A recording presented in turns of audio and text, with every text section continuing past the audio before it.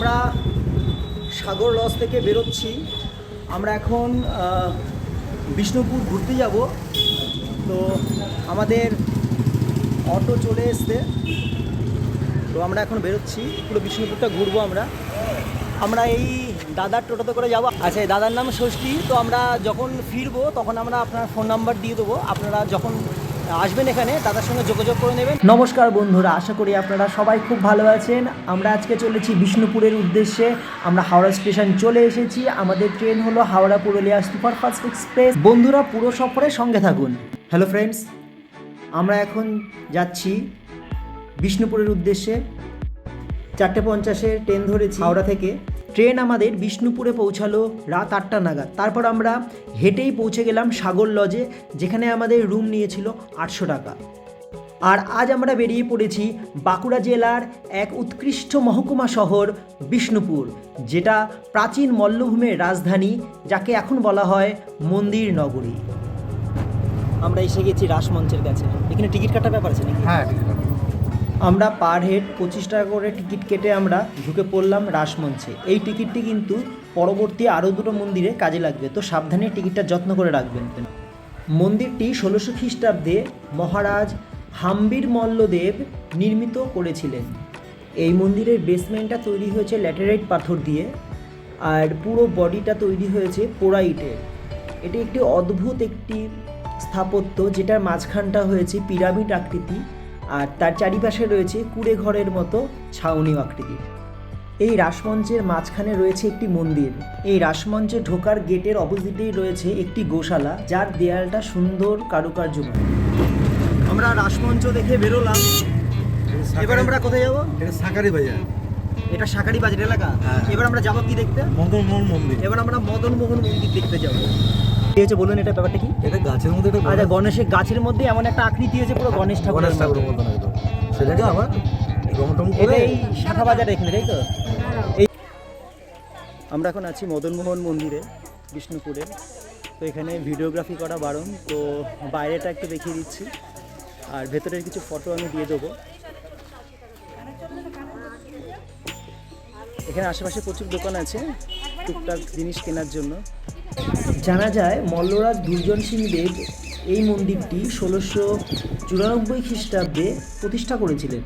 এই মন্দিরের ছাদ চৌকো ও বাঁকানো, কিনারাগুলো বাঁকা, আর মাঝখানে একটা গম্বুজাকৃতির শীর্ষ রয়েছে। পুরো মন্দিরের দেয়ালে কৃষ্ণলীলা, দশাবতার ও অন্যান্য পৌরাণিক কাহিনী দ্বারা টেরাকোটার কাজ দেখতে পাওয়া যায়।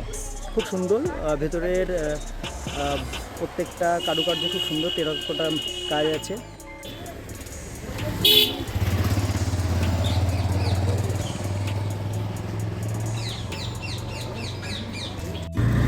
আমরা দেখে নিলাম মদনমোহন মন্দির।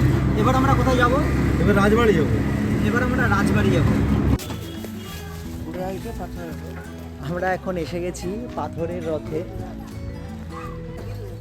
এই হলো পাথরের রথ। এই রথটি সপ্তদশ শতকে তৈরি। এটি ল্যাটেরাইট পাথর দিয়ে তৈরি করা হয়েছে। কাঠের তৈরি রথ যেরকম হয় ঠিক সেরকমভাবে এটি তৈরি করা হয়েছে। নিচের তলার ডিজাইনটা রাসমঞ্চের সঙ্গে মিল আছে। রাজবাড়ির গেট। আমরা আমরা রাজবাড়ি যাওয়ার আগে রথটা দেখে নিলাম। এবার আমরা দেখব রাজবাড়ির গেট। এটা হলো রাজবাড়ির গেট।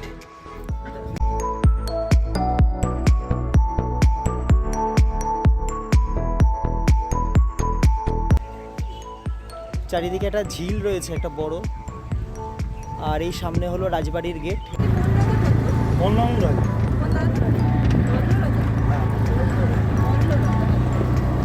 এবার আমরা আসছি, এটা হচ্ছে গেট, এটা হচ্ছে পাথরের দরজা। আর এখানে কামানটা খুব ওপরে কামান ফাটাতো। কামানটা আছে ওখানে এখনো? কামানটা আছে, নির্ময়ী মায়া মন্দিরে আছে। আচ্ছা, আর কি ওটা দেখতে গিয়ে আমরা, তাই তো? ওটা পুজোর সময় এখানে ফাটায় আর এখানে নিয়ে আসে আবার। এখানে নিয়ে তো পাহাড়টাতে ফাটায়। আচ্ছা আচ্ছা, আমরা তাহলে একবার ছুটে গিয়ে পাহাড়টা দেখে আসি, যেখানে ফাটায়, কামান ফাটায়। আমরা সেই জায়গাটা দেখতে এলাম। এই সেই জায়গা যেখানে কামান ফাটানো হয়।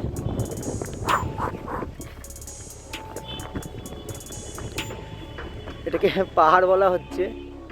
বেশ খানিকটাই উঁচু। এখানে গেট, এটা দরজা। আমরা এসেছিলাম এই রাস্তাটা দিয়ে, তো এখান থেকে এসে এটা ছিল গেট ছিল, আর ওটা দরজা আছে, এখানে দরজা। এখানে কামানটা ফাটায়, আমরা কামানটা দেখতে যাব পরে, তো সেটা দেখে আমরা আসছি, ঠিক আছে। ল্যাটেরাইট বা মাকড়া পাথর দিয়ে তৈরি এই পুরনো দুর্গের উত্তরমুখী এই দরজাটা সপ্তদশ শতকের মল্লরাজ দ্বিতীয় বীর সিংহের দ্বারা স্থাপিত হয়েছিল। দ্বিতল এই গড়দরজার ভেতরে সৈন্যদের থাকার ব্যবস্থা ছিল। মাঝখানে যে পথটা আছে তার দুদিকে সৈন্যরা থাকতো, আর দেয়ালের গায়ে ছিদ্র দেখা যায় যেখান থেকে এরা তীর ও গোলা ছুটতো। সব মিলিয়ে বেশ সুন্দর লাগলো এই গড়দরজা বা পুরনো দুর্গের দরজা। এটা লালজু মন্দির। লালজু মন্দির। আচ্ছা, এটা কি না দিলে তাই তো মানে 5 টাকা যদি 5 টাকা না দিলে তুলতে পারবো না এখানে বাইরের ছবি? তুলতে পারবেন না, মন্দিরে তুলতে পারবেন। মন্দিরে তুলতে পারবে, গার্ডেনের ছবি তুলতে পারবে। এটা আলাদা। এই চলো মা,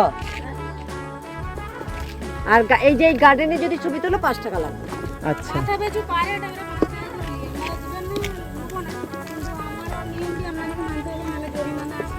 হ্যাঁ, তো এদের কথা বললেন না। আপনাদের লোকলাই ফিরে আসার পথে নিল আমাদের এমনি বুঝতে পারবে। এখানে এসে সবার প্রথম রাসমঞ্চে যাওয়ার সময় আমরা 25 টাকা দিয়ে টিকিট কেটেছিলাম। আমাদের তখন বলা হয়েছিল এই টিকিট দিয়ে সব কিছু দেখা যাবে, কিন্তু এরা আবার 5 টাকা করে এক্সট্রা চার্জ নিচ্ছে। আমরা যখনই প্রশ্ন করে বুঝলাম তখনই বুঝলাম যে এটা তোলাবাজির কোনো ব্যাপার চলছে, তো সুতরাং সাবধান হয়ে যাবেন, যেখানে সেখানে কিন্তু এরকম লোকজন থাকতেই পারে। 1658 খ্রিস্টাব্দে মল্লরাজ বীর সিং দ্বারা স্থাপিত একরত্ন মন্দির এই লালজি মন্দির, যেটি ল্যাটেরাইট পাথর দিয়ে তৈরি। এর চারিদিকে প্রাচীর বেষ্টিত। আমরা লালজি মন্দির থেকে আমরা যাচ্ছি মৃন্ময়ী মন্দিরে। বিনা অনুমতিতে প্রবেশ নিষেধ, এরা সব অনুমতি নিয়ে ঢুকেছে। এটা রাজবাড়ি। এটা কি রাজবাড়ি ছিল নাকি? এটা হচ্ছে এখানকার রাজবাড়ি, যার ভেঙে একদম পুরো অবস্থা খারাপ। এই যে আমার বোন উকি মেরে মেরে ভিডিও তুলছে। এটা হলো রাধেশ্যাম মন্দির। এটা রাধেশ্যাম মন্দির। আমরা এখন আছি রাধেশ্যাম মন্দিরের সামনে। দেখুন মন্দিরের সামনের যে অংশটা, সেটা কত সুন্দর ডেকোরেশন করা রয়েছে, এত সুন্দর কারুকার্য, মন ভরে। এটা রাধেশ্যাম মন্দির। চলুন ভেতরে গিয়ে যদি ভিডিও তোলার অপশান থাকে তো ভিডিও দেখাচ্ছি, আর না হলে ফটো দিয়ে দিচ্ছি। ভেতরে রিপেয়ারিংয়ের কাজ চলছে। 1758 খ্রিস্টাব্দে মল্লরাজ চৈতন্য সিংহের দ্বারা স্থাপিত বর্গাকৃতি দক্ষিণমুখী মাকড়া পাথর দ্বারা নির্মিত গম্বুজাকৃতি এক শিখর বা এক রত্ন বিশিষ্ট এই মন্দির। মন্দিরের চারিদিক পাঁচিল দিয়ে ঘেরা। মন্দিরের গায়ে সুন্দর ভাস্কর্য পরিলক্ষিত হয়। পাশের ভগ্নপ্রায় মন্দির থেকে বিগ্রহ তুলে এনে এই মন্দিরে রাখা হয়েছে। এখানে নিয়মিত তার পুজো হয়। এটা হচ্ছে নির্ময়া মন্দির। এটা মৃন্ময়ী মাতার মন্দির। আমারটা দেখলেন? কামানটা কোথায় আছে? এই বইটা থেকে যান জিনিসটা। এটা রাজবাড়ি চলে যাচ্ছে এই রাস্তাটা মন্দির থেকে। আর এটা হচ্ছে রানীমা চান করতে পুকুরটাতে। আচ্ছা যদি ঘাট আছে, ঘাটটা ওই ঘাটটা দেখাচ্ছে। আচ্ছা আচ্ছা আচ্ছা, আমরা ওদিকটা আসার সময় দেখলাম তখন। হ্যাঁ, ওইটা হয়ে গেছে। এই যে রাজবাড়ির সব পুকুর এটা। এটা পুকুর, এটা চান করতো রানীমা। আচ্ছা ওইটাই কি রাজবাড়ি? ওই যে দেখা যাচ্ছে। না না, ওইটা তো মন্দিরটা নষ্ট হয়ে গেছে আর কি। আচ্ছা আচ্ছা, ওই মন্দিরটাকে আমরা দেখে এসেছি। না না, ওইটা যাওয়া যাবে না। মল্লরাজ জগৎ মল্ল বিষ্ণুপুরের রাজধানী স্থানান্তরিত করার পরে 997 খ্রিস্টাব্দে এই মন্দিরটি স্থাপিত করে। এটি হলো বাংলার সবচেয়ে পুরনো দুর্গ মন্দির। সেই প্রাচীনকাল থেকে এখনো পর্যন্ত এইখানে ধুমধাম করে পুজো আর্চা হয়। আমরা এখন এসে গেছি, এটা হলো জোর বাংলো মন্দির। দেখে নিন, এর ভেতরে ছবি তোলা নিষেধ, ভিডিও করা যাবে না তো। আচ্ছা, ঠিক এর সব মন্দিরগুলো সব পাশাপাশিই রয়েছে। এখানে যদিও এখনো বিগ্রহ নেই, যাই ভেতরে গিয়ে দেখি কি অবস্থা আছে। রাসমঞ্চ দেখার সময় যে টিকিট কেটেছিলাম, এখানে কিন্তু সেই টিকিট দেখাতে লাগবে। বিষ্ণুপুরে যত উৎকৃষ্ট মন্দির আছে তার মধ্যে এটি একটি। এটিকে কেষ্টরায়ের মন্দিরও বলা হয়ে থাকে। 1655 খ্রিস্টাব্দে মল্লরাজ রঘুনাথ সিং দ্বারা এই মন্দিরটি স্থাপিত হয়। কৃষ্ণলীলা, রামায়ণ, মহাভারত, পৌরাণিক কাহিনী, শিকারের দৃশ্য, সামাজিক ও সমাজচিত্র পোড়ামাটির ভাস্কর্যে ফুটিয়ে তোলা হয়েছে এই মন্দিরের গায়ে। ভাস্কর্য নান্দনিক কারিগরি কুশলতায় একে ভারতবর্ষের শ্রেষ্ঠ পোড়ামাটির মন্দিরের মর্যাদা দিয়েছে। যাওয়ার পথে একটা শিব মন্দির পেলাম।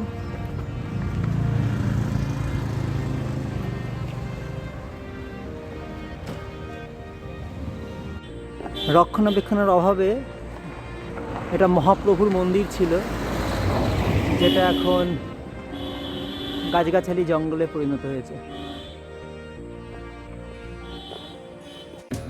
মানে এটা গুম ঘট, এখানে রেখে দিলে আর গুম হয়ে যেত, আর খুঁজে পেত না কাউকে। ঘুম করে রেখে দিতে এই হলো গুমঘর। এবার আমরা যাচ্ছি শ্যামরায়ের মন্দিরের দিকে।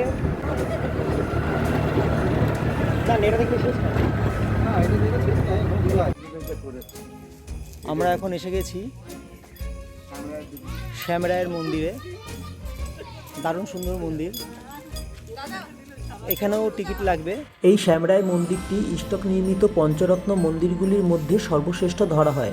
1643 খ্রিস্টাব্দে মল্লরাজ রঘুনাথ সিংহ দ্বারা স্থাপিত এই মন্দির। এই মন্দিরের ছাদটি চতুর্ভুজাকার বাঁকানো চালা ছাদ আকৃতির।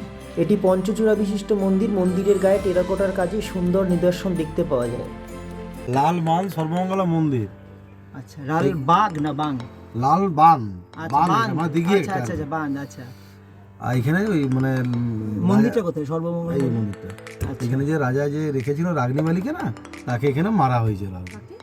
মানে রাজার যে ছিল যে চেকডেন্ট, হ্যাঁ মেয়েকে রেখেছিল আর কি, আচ্ছা, তাকে এখানে মারা হয়েছে এই পুকুরের মধ্যে। পুকুরের মধ্যে। আচ্ছা, রাত্তা ফাত্তা ভূত টুত আছে এখানে দেখা যায়? না, কিছু দেখা যায় না। আচ্ছা, তাহলে আমরা গিয়ে এবার দেখে আসি গিয়ে।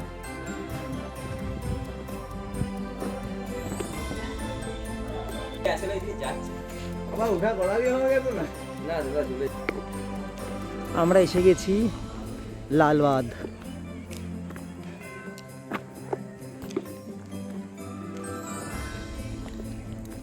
লালবাগ। লালবাগ, লালবাগ। এই যে বাঘ না বাঘ? বাদ, বাদ, বাদটা কিছু একটা আছে। এখানে নাকি কাউকে মেরে ফেলে দিয়েছিল রাজা।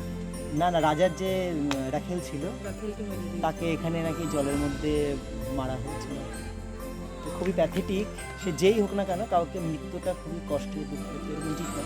দাদা তার আত্মাকে খুঁজতে এসেছে আজকে।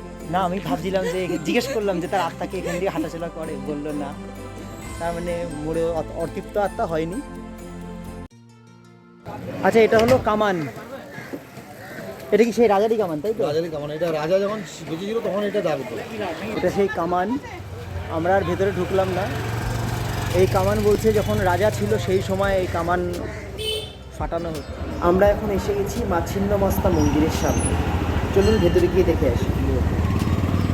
অনেকটা জায়গা নিয়ে এই মন্দিরটি খুব সুন্দর একটা পরিবেশের মধ্যে তৈরি হয়েছে, যেখানে এলে এই ভক্তিময় পরিবেশে আপনার মন ভরে উঠবে। ভেতরে ছবি তোলা নিষেধ, তাই মায়ের ছবি তুলতে পারলাম না, কিন্তু দারুণ সুন্দর মন্দির। এখানে চাইলে আপনি পুজোও দিতে পারবেন। এখান থেকে আমি চাবি রিং, ছোট ছোট মূর্তি আর এই দুর্গা মূর্তিটা সংগ্রহ করেছিলাম। তাহলে একবার চটপট জেনে নিই এখানে আসতে গেলে আমাদের কীরকম খরচা পড়বে। আমাদের ট্রেন ভাড়া পড়েছিল 110 টাকা করে, টোটাল 120 টাকা। এখানে এসে রুম আমরা আগের দিন রাত থেকে পরের দিন বিকেল অবধি আমাদের ভাড়া নিয়েছিল 800 টাকা। অটো করে ঘুরতে আমাদের লেগেছিল 400 টাকা, আর টোটাল খাওয়া দাওয়া মিলিয়ে 250 টাকার মতো। টোটাল 1670 টাকায় আমাদের ঘোরা হয়ে গেছিলো বিষ্ণুপুর। দেবী ছিন্নমস্তার মন্দির দেখে আমাদের ঘোরা আজকের মতো শেষ হয়ে গেল। আজকে মন্দির দেখা শেষ তো আমাদের? হ্যাঁ। আচ্ছা, আপনার ফোন নাম্বারটা একটু বলে দিন, একটু জোরে। এইখানে নিলে হবে না? আচ্ছা, ফোন নাম্বারটা আমি বলে দিচ্ছি, 7074571012। যদি বিষ্ণুপুর আসেন ঘুরতে, তো এই নাম্বারে ফোন করলে দাদাকে পেয়ে যাবেন। দাদা খুব সুন্দরভাবে ঘুরিয়ে দিয়েছে আমাদেরকে। আমাদের কাছ থেকে 400 টাকা হয়েছিল এদের চার্জেস। এখানকার মোটামুটি সবাই একই রকম। আচ্ছা, ঘোরাটা কেমন লাগলো বর্ষা? খুব ভালো লেগেছে। দাদাও আমাদেরকে সব জায়গায় নিয়ে গেছে, প্লাস আমাদের এক্সপ্লেনও করেছে ওখানে কী আছে না আছে। যেহেতু আমরা গাইড নিইনি, তো দাদা আমাদের খুব হেল্প করেছে। তো নেক্সট টাইম যখন কেউ আসবেন, প্লিজ দাদাকে ফোন করবেন, কারণ দাদা খুব হেল্পফুল আর খুব জানে এখানকার ব্যাপারে। আপনার কেমন লাগলো আমাদের সঙ্গে ঘুরে? দাদারও খুব ভালো লেগেছে, আমাদেরও খুব ভালো লেগেছে। আপনারা আসলে আপনাদেরও অবশ্যই খুব ভালো লাগবে। কোথাও ঘুরতে গেলে থাকার জন্য রেলের রিটার্নিং রুম খুব একটা ভালো অপশান। বিষ্ণুপুরের জন্য আমরা রিটার্নিং রুম বুক করেছিলাম, কিন্তু খুব বাজে অভিজ্ঞতা হয়েছিল। সেই অভিজ্ঞতার ভিডিও লিঙ্কটা ডিসক্রিপশনে দিয়ে রাখবো, পারলে দেখে নেবেন। আমাদের এই বিষ্ণুপুর ভ্রমণের ভিডিওটি আপনাদের কেমন লাগলো প্লিজ একটা কমেন্ট করে জানাবেন। আর ভিডিওটি ভালো লাগলে একটা লাইক করে আমাদের উৎসাহিত করবেন, আর আমাদের চ্যানেলটিকে সাবস্ক্রাইব করে রাখবেন এরকম সুন্দর সুন্দর আরও ভিডিও পাওয়ার জন্য। সবাই অনেক অনেক ভালো থাকবেন। তাহলে বন্ধুরা আজকের মতো এখানেই বিদায় নিচ্ছি, টাটা বাই বাই।